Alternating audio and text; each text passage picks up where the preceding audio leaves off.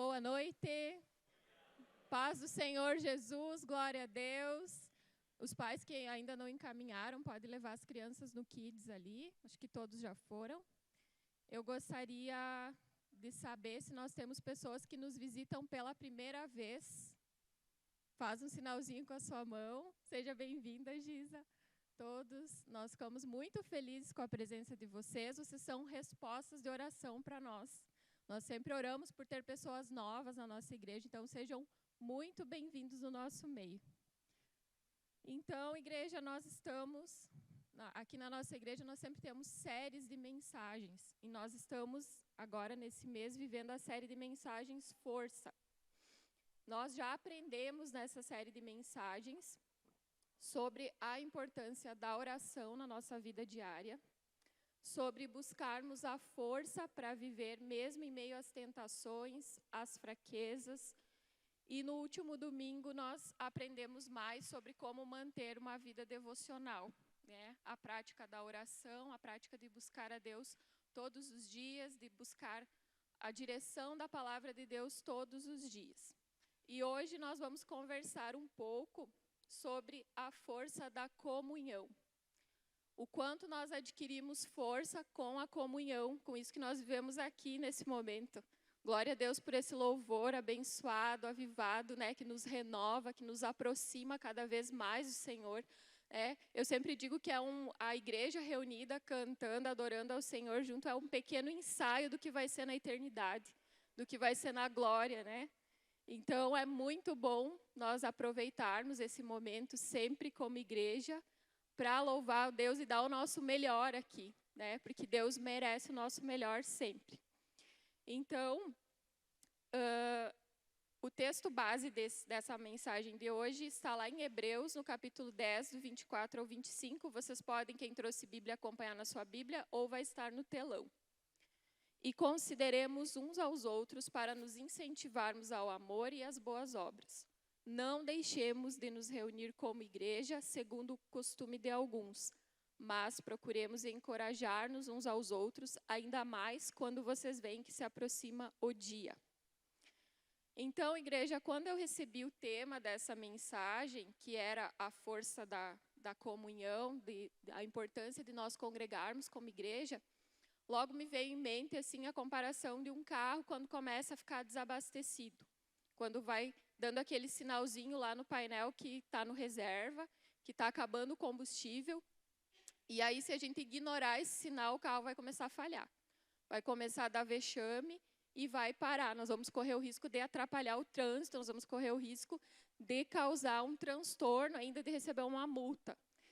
E dessa mesma forma, acontece com quem fica sem congregar. Acaba ficando desabastecido, perdendo a força e dando sinais de desânimo. As coisas que antes fazia com força, com energia, com alegria para Deus, acaba perdendo assim, o ânimo, perdendo a vontade de estar com os irmãos. E aí, uma pessoa que está parada, ela acaba dando lugar ao inimigo, dando a mente de uma pessoa que está parada, ela é suscetível ao trabalhar do inimigo. E aí, muitas vezes, empresta até a boca, os ouvidos para o inimigo trabalhar e acaba atrapalhando outras pessoas também de seguirem. Um carro, quando ele está parado, quando termina o combustível, ele está parado ali, se a gente não correr, não pedir ajuda para alguém para tirar dali ou procurar um posto o mais rápido possível para abastecer, nós podemos correr o risco de causar um acidente, nós vamos atrapalhar o fluxo. Assim, a nossa vida cristã, quando nós paramos, é como um fluxo de trânsito. Nós precisamos estar em movimento, porque existem sempre pessoas que estão nos seguindo, sempre pessoas que estão se direcionando através de nós, atrás de nós, nos olhando como exemplo. Então, é muito importante, e é isso que eu quero trabalhar um pouquinho nessa noite, nós mantermos a responsabilidade de estarmos abastecidos sempre.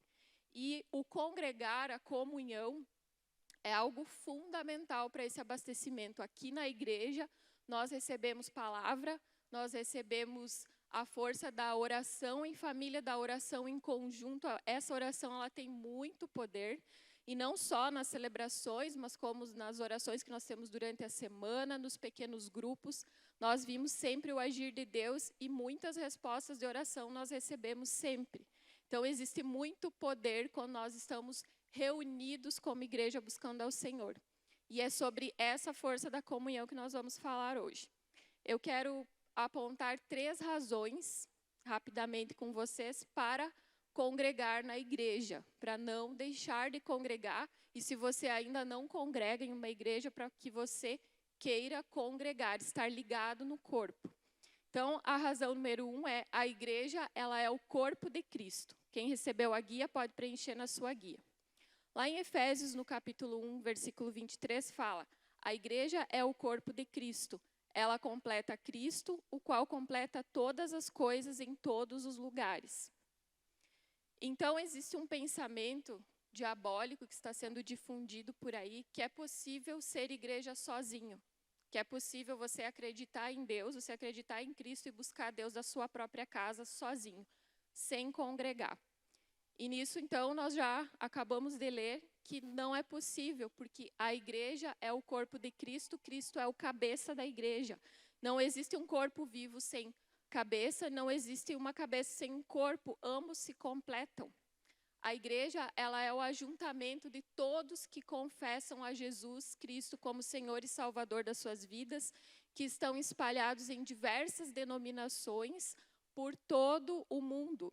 E essas denominações, elas têm uma missão específica cada uma para cumprir, controladas por Cristo, que é o cabeça. Essa é a noiva de Cristo.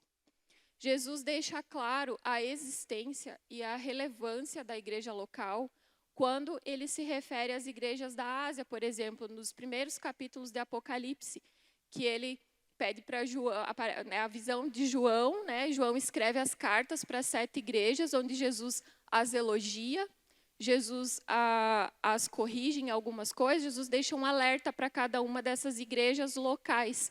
Então, essa é a importância da igreja local que Jesus deixou. A Bíblia também nos mostra o formato que nós vivemos de igreja lá no livro de Atos.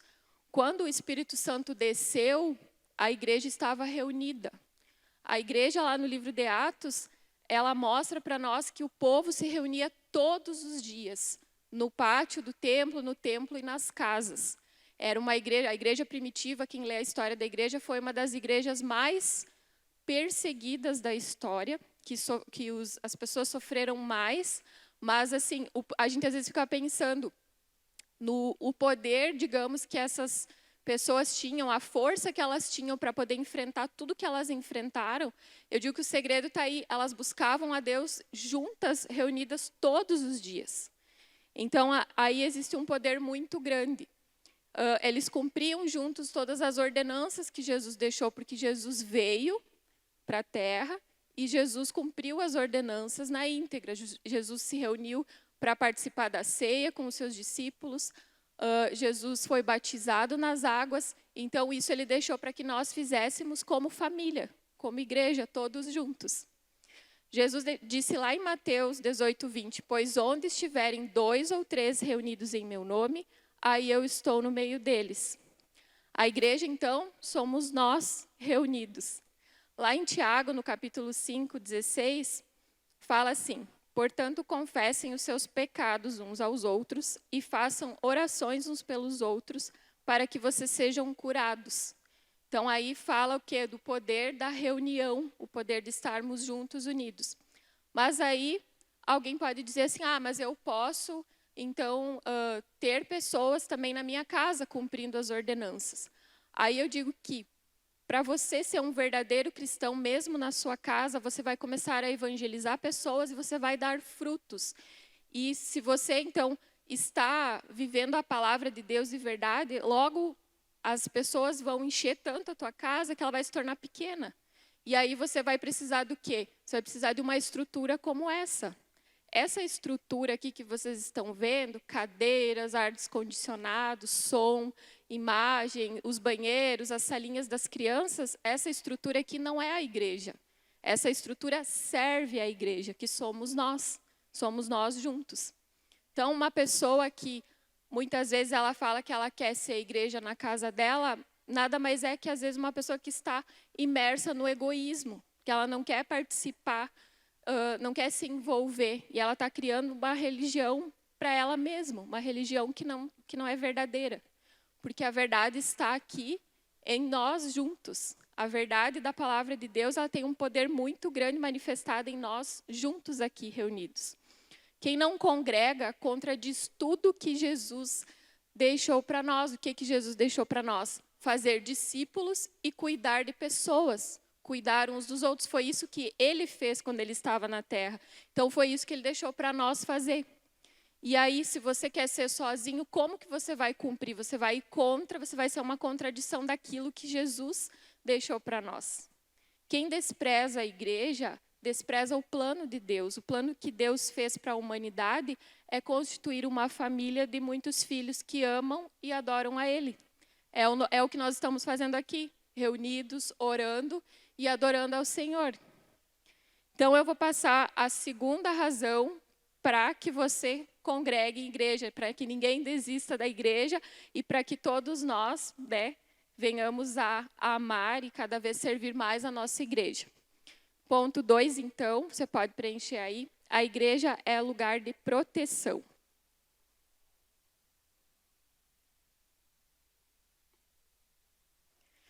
Lá em Mateus, capítulo 16, do 18 ao 19, fala assim: também eu te digo que tu és Pedro, e sobre essa pedra eu edificarei a minha igreja, e as portas do inferno não prevalecerão contra ela. Dar-te-ei as chaves do reino dos céus, e o que ligares na terra terá sido ligado nos céus, e o que desligares na terra terá sido desligado no céu.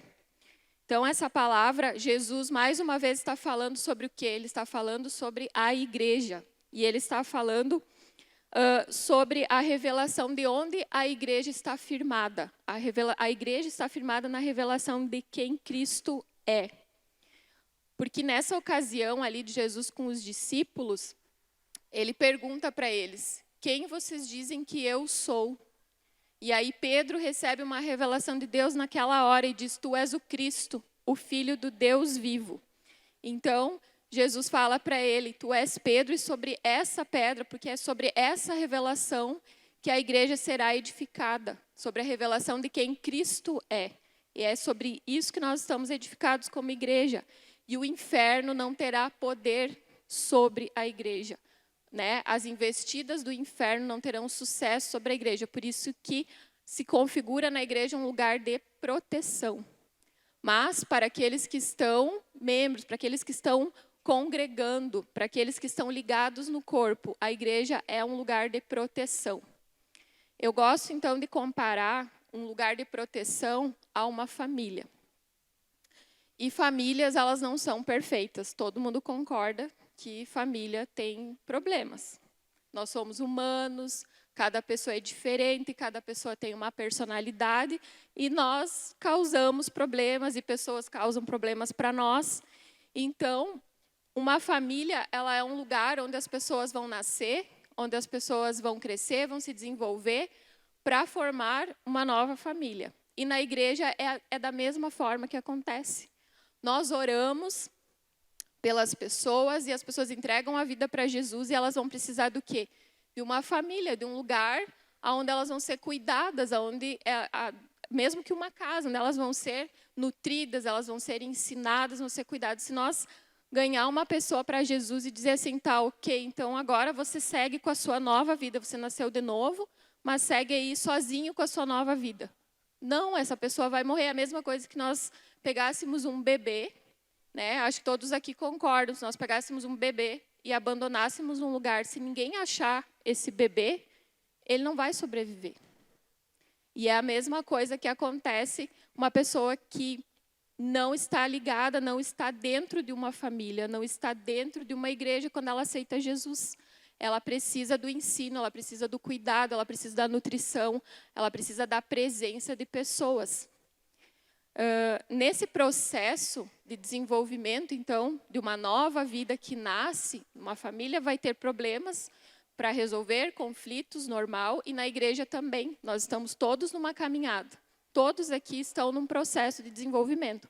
Alguns estão mais desenvolvidos em algumas áreas, alguns em outras, alguns têm mais dificuldades em alguma coisa, alguns em outras áreas.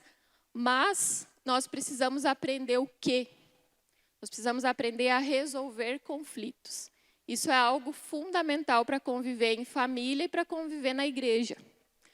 Se alguém aqui tem, não sei quem tem casa própria e tem um problema com o vizinho, você vai resolver o problema com o vizinho, porque você não vai se mudar. Alguém que se mora de aluguel é mais tranquilo até. Pode, mesmo que goste da casa, mas pensa assim, tá, eu vou me mudar para mim não me estressar com essa pessoa. Mas a gente precisa aprender a resolver os conflitos, Da mesma coisa no trabalho. Às vezes você está num lugar bom, que você gosta de trabalhar, que você tem uma boa remuneração, mas tem problemas ali com as pessoas. Então, o que acontece? Você vai ter que aprender a resolver os problemas com a pessoa, senão você vai ter que ficar trocando de trabalho. Na família também, nós não podemos trocar de família a cada problema, não podemos ficar trocando de cônjuge a cada problema. Então, a igreja é a mesma forma. Ainda quando alguém, digamos, não se identifica, às vezes tem mais afinidade com uma outra denominação e acaba indo para uma outra denominação, pelo menos a pessoa vai continuar ligada no corpo. O problema maior é quando uma pessoa abandona a igreja. E muitas, às vezes, pior ainda, se torna um militante contra a igreja. Porque nas igrejas só tem gente assim, assim, assim. Ok, mas você está vindo na igreja por causa das pessoas ou por causa de Cristo? Nós estamos todos aqui, o que nos une aqui como igreja não são as nossas qualidades, não são os nossos defeitos, é Cristo, Ele que é perfeito. Nós não somos. Mas Cristo em nós vai nos dando munição, vai nos dando poder, vai nos dando ensino para que a gente melhore, para que a gente saiba resolver conflitos, para que a gente aprenda a perdoar, para que a gente aprenda a relevar as situações e a nos amar mais. Hoje nós temos enfrentado, nesse mundo, uma resistência muito grande contra igrejas e contra famílias, contra os valores, os princípios que a Bíblia coloca para as famílias e coloca para as igrejas. E por quê? Porque o mundo ele perdeu a definição correta do que é amar de verdade. E o que é amar de verdade é quando a gente fala a verdade para as pessoas. É quando a gente leva a sério a palavra de Deus, quando a gente fala a verdade. E o mundo não quer ouvir a verdade. As pessoas não querem ser corrigidas, elas não querem ser confrontadas, elas querem ficar no seu conforto, não querem crescer, não querem se desenvolver. E sobre esse espírito que tem no mundo, Paulo já alertava lá em 2 Timóteo, capítulo 3. Lembre-se disso. Nos últimos dias haverá tempos difíceis, pois muitos serão egoístas, avarentos, orgulhosos, vaidosos, xingadores, ingratos, desobedientes aos pais e não terão respeito pela religião. Não terão amor pelos outros e serão duros, caluniadores, incapazes de se controlarem, violentos e inimigos do bem. Serão traidores, atrevidos e cheios de orgulho. Amarão mais os prazeres do que a Deus. Infelizmente, a gente vê que para nós isso não é uma novidade, É triste, mas a gente tem visto esse comportamento no mundo em geral, assim. E esse é o perfil da maioria das pessoas que não suportam congregar, que não conseguem, porque estão debaixo desse espírito. Lá em Provérbios 18:1 também diz: quem não gosta de estar na companhia dos outros só está interessado em si mesmo e rejeita todos os bons conselhos. Eu estava refletindo sobre isso e pensando, olha, quantos bons conselhos nós recebemos aqui, todos os domingos nas celebrações. Quantas palavras que nós depois compartilhamos nos pequenos grupos, quanto crescimento aqui. Tem o pessoal ali do nosso pequeno grupo, o Marcelo e a Cássia, eles sabem que cada quinta-feira ela é especial, cada quinta-feira a gente cresce um pouco mais, a gente melhora um pouco mais, a gente avança em coisas que nos prendiam, em coisas que nos escravizavam, que nos mantinham mal, a gente vai crescendo, vai melhorando, porque a gente vai ouvindo bons conselhos. E meditando nesses textos, nós vimos claramente o espírito anticristão que já está agindo nesse mundo. Nós estamos vivendo claramente, pelos sinais que a Bíblia aponta, o fim dos tempos. E nós temos um espírito muito forte anticristão agindo nesse mundo, normalizando o quê? A rebeldia e o egoísmo. As pessoas, cada uma pensando só em si, pensando no que pode ganhar e no que pode perder, só nos seus próprios interesses. Mas aí a gente vai ler a Bíblia e vai ver os evangelhos, e Jesus, ele nos deixou o maior exemplo de uma vida de renúncia em favor do outro. Então, Jesus vai contra todo esse espírito que tem aí. Jesus vai contra. Lá na oração que ele fez no Getsemane, antes de se entregar para morrer por nós, ele diz: a favor deles, eu me santifico a mim mesmo, para que eles também sejam santificados na verdade. Jesus não pensava nele. Ele veio para servir e ele veio para cumprir a missão dele, a missão que Deus deu para ele, que era constituir uma família, que era nos reconciliar com Deus novamente e constituir uma família e constituir a igreja. Então, Jesus, ele foi tão obediente à missão dele, ele foi até a morte, e uma morte bem dolorosa, bem triste, que nós já sabemos.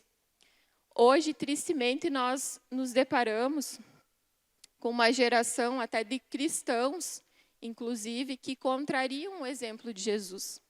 Nós estamos aqui hoje para o quê? Para sermos imitadores de Cristo. Para cada vez, cada processo que nós avançamos, nós ficarmos cada vez mais parecidos com Jesus. E aí a gente vê pessoas contrariando o exemplo de Cristo e apontando na igreja: eu não vou na igreja porque lá tem fulano que não faz isso, tem não sei o quê. Por quê? Porque eles esperam só a santidade do outro. Que o outro seja perfeito. Que nós que estamos aqui, nós precisamos ser perfeitos. Né? Nós precisamos servir porque o outro precisa do conforto. Então, é algo, cada um está pensando só em si, na sua vida mais confortável, e não em cumprir aquilo, em querer ser imitador de Jesus e querer renunciar também. E se santificar em favor do outro, em se sacrificar em favor do outro, como Jesus fez. A comunhão, ela é diferente da frequência em cultos, e da frequência em igrejas, da frequência em celebrações. A comunhão, ela é algo que ela é de se envolver. A comunhão, o congregar, é estar envolvidos, é estarmos unidos, é estarmos juntos, é relacionamento. A comunhão envolve nós identificarmos, que nem a gente está num pequeno grupo, nós estamos orando ali, nós vemos a dificuldade de alguém e nós levarmos para nossa casa, nós orarmos por essa pessoa também. Se nós podemos, digamos que, ajudar com algum recurso nosso, nós vamos ajudar a pessoa. Isso é comunhão, isso é envolvimento, é isso que Cristo vivia, é isso que Cristo quer viver de nós. Quando nós nos disponibilizamos a servir a nossa igreja, a ajudar as pessoas, nós não estamos fazendo nada além do que? De ser imitador de Cristo. Então, eu vou passar agora a terceira razão, o terceiro motivo para nós estarmos congregando como igreja. Cristo vem buscar quem? Cristo não vem buscar um indivíduo sozinho lá. Um membro que não está ligado, um membro amputado do corpo. Cristo vem buscar quem? A sua igreja. Lá em Mateus 25, 1,4 fala, Jesus disse: naquele dia o reino do céu será como 10 moças que pegaram as suas lamparinas e saíram para encontrar o noivo. 5 eram sem juízo e 5 eram ajuizadas. As moças sem juízo pegaram as suas lamparinas, mas não levaram óleo de reserva. As ajuizadas levaram as vasilhas com óleo para as suas lamparinas. Essa foi uma parábola que Jesus deixou escrito, foi ele que falou, e ele não está se referindo ao mundo, ele está se referindo à igreja, ele está se referindo a nós. Então, porque eram 10 moças que estavam se preparando. A igreja hoje está se preparando para quê? Para encontrar Jesus. Nós sabemos que nós estamos vivendo os últimos tempos, segundo a Bíblia, que está nos informando. Então, nós estamos o quê como igreja? Nos preparando dia após dia para nos encontrarmos com Cristo.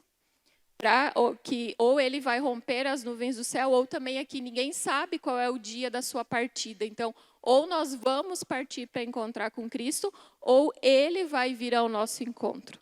Então, essa é a nossa preparação, essa é a nossa maior preparação agora. E essas moças, elas estavam também ambas se preparando, só que 5 foram prudentes. 5 realmente, elas levaram a sério a comunhão, elas levaram a sério a busca por Deus, o comprometimento, a disponibilidade delas de se preparar, de servir. E 5 não, 5 levaram na brincadeira, 5 foram, né, só, digamos, fazendo de conta. E aí o que aconteceu? Quando o noivo veio, segundo a parábola, elas ficaram para trás porque as suas lamparinas não tinham óleo, não estavam acesas. Então, hoje, eu penso assim que nós não temos ideia do quanto será magnífico e glorioso o dia do nosso encontro com Jesus, o dia desse casamento da noiva de Cristo com Ele. Vai ser algo incrível que a gente não consegue imaginar como vai ser. Mas eu creio que vai ser algo grandioso, algo maravilhoso. Imagina o que Deus não deve, quando a gente vai, digamos, preparar um filho para casar, não chegou a minha vez ainda, mas, digamos, a gente já faz de tudo, né? A gente quer fazer um casamento lindo para um filho que vai casar. Vocês imaginem Deus preparando o casamento de Cristo com a igreja. Eu acho que vai ser algo assim, eu chego a me arrepiar, algo incrível. E então, por isso que eu digo que congregar vale muito a pena. Nós estarmos ligados no corpo de Cristo como igreja vale muito a pena, porque nós vamos estar nos preparando, nós vamos estar buscando, ansiando por esse dia juntos, como igreja, nos fortalecendo, não deixando ninguém sem óleo na reserva. Um vai ajudando o outro, vamos encher aí a sua vasilha de óleo para que a sua lâmpada não se apague. A igreja, a comunhão, os irmãos, um está cuidando, quando um não vai no PG, um não vem na celebração, o outro já manda uma mensagem. Vamos lá, vamos andar, nós não podemos parar, nós não podemos trancar o trânsito, nós precisamos seguir o fluxo. E essa é a importância da comunhão, essa é a importância de estarmos juntos. Então, nós temos hoje na igreja aqui, vou dar o exemplo da nossa igreja e do que nós estamos vivendo, nós temos muitas oportunidades para encher as nossas vasilhas de reserva. Nós temos todos os domingos 2 celebrações, nós temos oração durante a semana, nós temos os pequenos grupos nas casas, nas quintas-feiras, no sábado tem programação de jovens, de adolescentes, nós temos sempre programações, eventos especiais. Agora começou o Negócio Avivado, que é um evento que é feito para os empresários. Então eu digo que todos aqueles que têm empresa ou que desejam empreender, ou até mesmo funcionários que desejam crescer na sua profissão, é um excelente ministério participar das reuniões do Negócio Avivado. E nós temos também os eventos das mulheres, os eventos do Aviva Kids, das crianças, os eventos dos homens, eventos de casais. Então, cada oportunidade dessa, ela vem, a igreja tem proporcionado para quê? Para que a gente se prepare cada dia mais. Para que a gente encha as nossas vasilhas de óleo e que nós estejamos com as nossas lâmpadas acesas e pronto quando Jesus voltar. É preciso entender que tudo que envolve congregar é um exercício espiritual de comunhão, é um poder grandioso e sobrenatural quando nós estamos reunidos. Eu não sei se com vocês já aconteceu isso, mas comigo aconteceu já várias vezes, de eu não estar muito bem, de eu ter um dia estressante no trabalho, ou estar indisposta, estar com uma dor de cabeça, não estar me sentindo bem. E aí chegar em casa e pensar assim, ainda tenho que ir na igreja hoje, né? Estou cansada, queria ficar no meu cantinho aqui. Isso é normal, nós somos humanos, isso acontece. Mas aí eu pego e venho, né? Eu estou aqui. E eu nunca vou para casa da mesma forma. Nunca, nunca, nunca. Eu sempre saio daqui muito melhor. Porque existe um poder grandioso quando nós estamos aqui reunidos. Vocês viram hoje aqui o mover de Deus no louvor. É um poder sobrenatural que nos cura, que nos alimenta, que nos nutre, que nos deixa revigorados para enfrentar o que nós temos quando nós saímos daqui. Mesmo assim, existem aqueles que se frustram, que se desanimam, porque colocam a igreja apenas como uma atividade, como um lugar para passar o tempo, ou como um ritual, eu tenho que ir lá, eu vou ir lá. né? E não vem a grandeza do que é o congregar, a grandeza do que é a comunhão, do que é nós estarmos unidos. E essa visão precisa ser reajustada, né? O que precisa mudar nesses casos é o coração da pessoa e não a igreja, né? A igreja está aqui, a igreja está andando, a igreja está avançando, a igreja está seguindo o seu fluxo, todos aqui. E quem vai parando pelo caminho, eu penso que é a pessoa que vai perdendo. Ela vai parando pelo caminho, ela está perdendo muito de crescer, de congregar, de trazer os bons conselhos que são compartilhados aqui para a vida dela, para a família dela, para os filhos. É um crescimento constante que a gente vive aqui.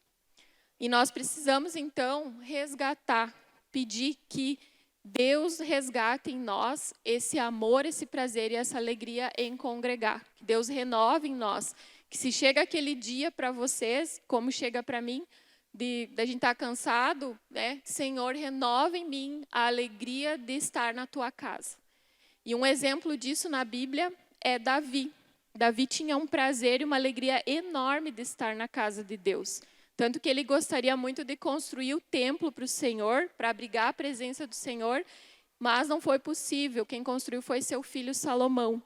Mas se nós lermos nos Salmos, a gente vê que Davi expressa o amor e a alegria, o prazer dele de estar na casa de Deus em vários salmos. Eu separei 3 aqui que eu vou ler para vocês, que demonstra a alegria de Davi em congregar, em estar em comunhão.